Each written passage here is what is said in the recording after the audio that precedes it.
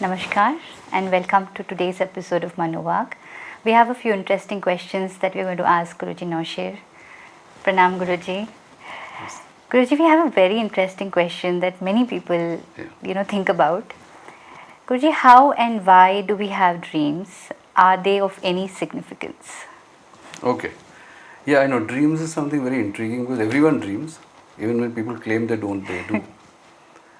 And nobody really knows why we dream and how. I'll come to the significance part later. Now, even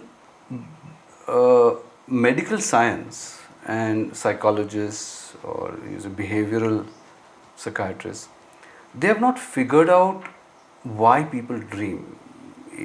Even doctors who dwell into neuroscience, they know the brain activity is there. They can measure that with the EEG machine and stuff like that. But why exactly do we dream? Why do human beings dream? And what really happens? To bring about this state of what we call dreaming. Now, there you have to, medical science will never be able to explain that. They will explain to you the procedure going on in the physical brain. But why that physical brain is bringing up those images, those sequences or situations, that they cannot explain. And there is a reason why. You see, your consciousness, your waking consciousness, like how we are now, we are awake. When we are awake, our entire consciousness is connected to our cells, to our 3 billion human cells. Our cells have consciousness in them. There is some aspect of consciousness in them. And our main consciousness of the soul connects with the 3 billion cells. Therefore, what happens is that we perceive and enjoy the physical world in the physical state, in the waking state. Okay? So, just assume that this is my physical body with the 3 billion cells. In the waking state, my consciousness is entirely connected to those 3 billion cells. That is why we have the sense of 5 senses, the sense of perception, sense of cognition, all that the mind processes. Right. The brain processes it, the mind runs it. So the whole consciousness is concentrated on the physical body. Now, when you go to sleep, what happens is that link with the physical body and the consciousness changes or disconnects. It keeps one connection, one small connection, because obviously you're alive, so it has to keep a connection. But the maximum connection then goes to the astral body. So it connects the whole consciousness, which was earlier connected to the 3 billion cells, now goes into the astral body. Okay? What does the astral body have? Nadis, chakras. That's what makes up the astral body. Right. So where does your consciousness go? Into your nadis, into your meridians, and into the chakras. And which major nadi does it have the access to is the Sushumna nadi, which is your whole, you can say, your history of every incarnation, the history of all your samskaras, everything that you are is in the Sushumna nadi. It's recorded there. It's recorded there. So now the consciousness is playing in the Sushumna nadi plus all the other nadis. Of course, it can go to any nadi. My goodness. So what happens is, just as you were perceiving the physical world with the physical senses, now that connection has gone from physical to the astral, and your mind is running riot in the astral body. This is why you dream. So we are not fully at rest in sleep also. You are not fully at rest. When you are dreaming in dream state, in you are not at rest. In deep sleep, you are maximum rest. Right. Because there you don't dream. Right. But before the dream stage, sometimes you go to the before the deep sleep state, you go to the dream Dreams. state, or you can, depending on the cycles of the mind, Mind. you can go into that dream state. And when in that dream state, it is carousing through those nadis, and mainly the Sushumna nadi. So you may throw up images from your past lives, you may throw up images from anywhere what you have experienced, or it can turn up any kind of images, because it is at random. It goes into any nadi and throws up anything. Right. That is why dreams are random. Very rarely do you have connectivity, or you have the most ridiculous situations. But again, you feel in that, you go through that, because it's there. It's as real in a way as the physical world. But in the physical consciousness, your body is connected to your cells. Cells. Here is connected to your astral body. So Guruji, is that also a different dimension of reality? Dream No, it's state? not a dimension of reality. No, it's in yourself. It's in your mind. Your mind is now, you can say, from physical consciousness is in the astral consciousness. Okay. And it is running through those astral nadis, those Right, meridians. right. And therefore it is conjuring up. Because see, now if you're daydreaming with open eyes, just when you're waking consciousness, what will you think of? Things you have seen, Right. things you have thought of, your normal thinking process. That way, this is the normal thinking process in the astral body. This is really So, mind-blowing. so that is why medical science is not able to figure out why you are dreaming certain things. Yes. Because it's in the astral body, and they don't recognize that. So they figure it's only mental activity. No, mental activity is there. It will be there. Any activity is mental activity. It has to be there. But why you dream is because the consciousness switches from 3 billion cells To to the astral. That is why, in sleep. And this information is there in the Vedas. Though you have to know how to get it out. Tap into it. Tap into Oh my God. But Guruji, some dreams, like the significance of dreams that come repeatedly. Yeah, repeatedly they of come. a similar type. Yeah. Now, sometimes you see in your sleep state, you also connect with astral, I would say, messages. Okay? Or a certain dream comes more frequently. Because your consciousness keeps repeatedly going in that meridian or in that chakra, and brings up the same images again and again. Okay. But sometimes dreams can also be significant in the sense of carrying messages from the astral world.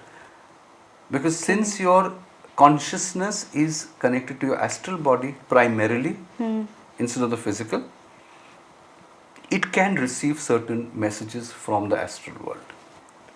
You're receptive, you're more receptive to astral, though you may not remember most of it.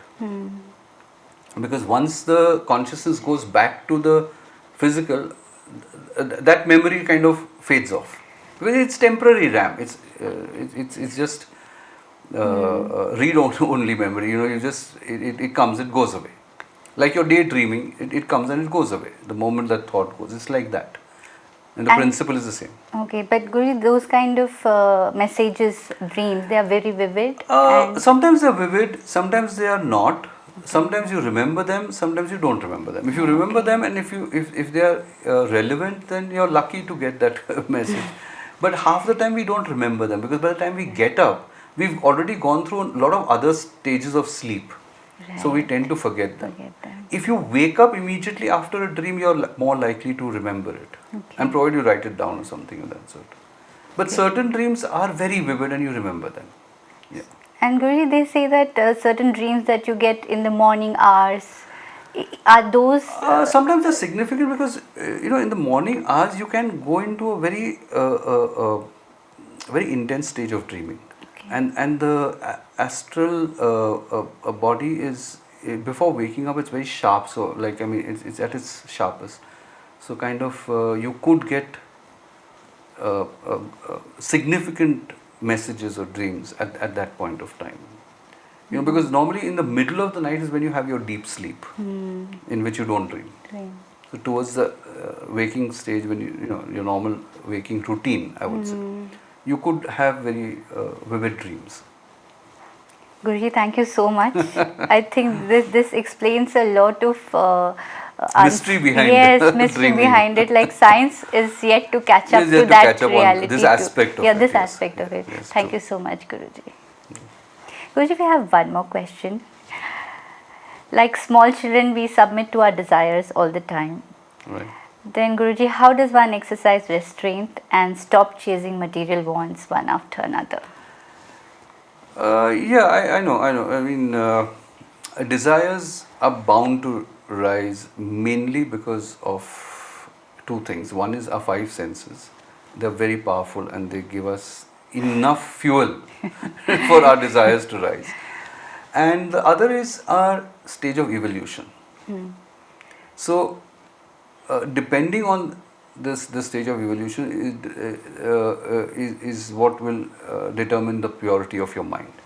The more pure your mind gets through whatever means of evolution, of course sadhana and spiritual is the most powerful, but depending on that will bank your craving for material possessions. As you purify, as you evolve, you realize that all this is ephemeral, temporary, meant to be enjoyed but not to be attached to. So you don't chase it. The less evolved you are, the more attached you are to it, and the more you crave for it, and you think it's your own. Nothing is really ours. Everything belongs to the Creator. We are only trustees of whatever we have in life, whether it's wealth or any kind of thing.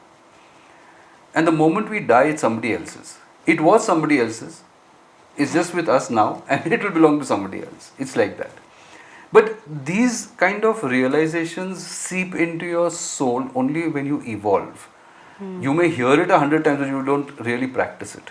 You have to experience You that have to, yes, feeling. you have to experience that feeling, and it has to become part of you. That nothing is really mine. I'm enjoying what I have, and rightly so. I mean, the physical realm is meant for enjoyment also.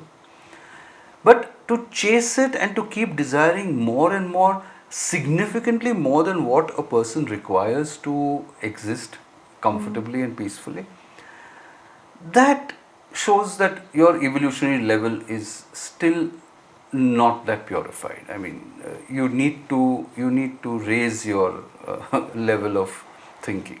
Okay. Otherwise, you can go after it. I mean, nothing wrong. There's no judgment in this. But you can have as many desires as you want, and you can fulfill as many wants as you want. But then they come with their consequences, and the consequences could be karmic, because a lot of times you take what is not meant for you. You take it through illegal, illegitimate means, and you incur karma. You cause suffering to others to accumulate those possessions or fulfill those wants, and that can add to karma if you're going to inflict suffering or pain on somebody else.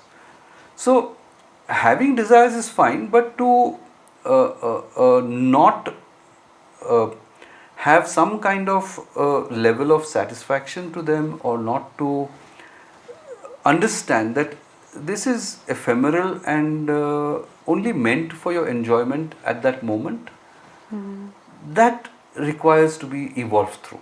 So, Guruji, we can practice that awareness of. You can, exactly, you have to practice that awareness. I mean, rather than have unbridled wants and try to keep fulfilling them through fair means or foul, limit them to the level of your comfort. I'm not saying you have to live in poverty or hardship or something. Yeah, but at a certain point, a lot of our possessions become frivolous, or I would say more than our need.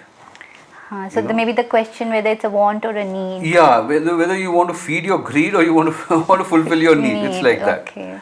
And once you start giving into greed, then there is no limit to what you can do. Literally, there's no limit. I mean, you see people around, they have so much. It's so superfluous.